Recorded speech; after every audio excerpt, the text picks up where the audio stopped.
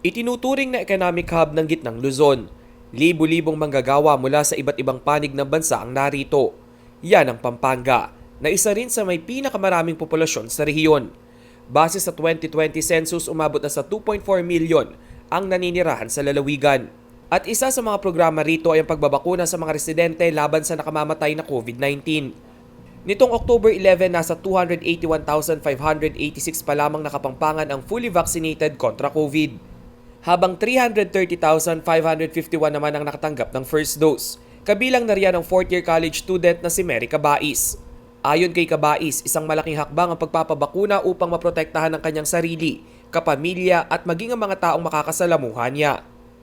Safe po yung pakiramdam ko kasi po nakabakuna na kami, parang may protection na po para kontra COVID. Pero kahit na po na nabakuna na, kailangan pa rin po namin mag-ingat, lalo na po ngayon, di ba? Nasa 1.6 million ang total eligible vaccine population ng Pampanga at sa kasalukuyan 30% pa lamang sa bilang ang nakatanggap ng full dose ng bakuna. Ayon kay Governor Dennis Pineda, maraming kapampangan pa raw talaga ang dapat mabakunahan sa lalong madaling panahon.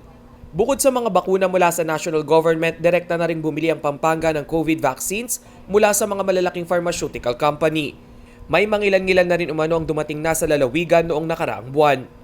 Roughly siguro doon sa nabili natin, mga 20,000 at inuuna natin yung business sector dyan.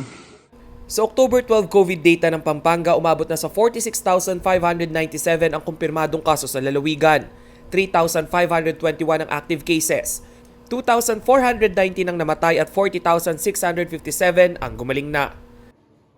Rainiel Pawid, CLTV News.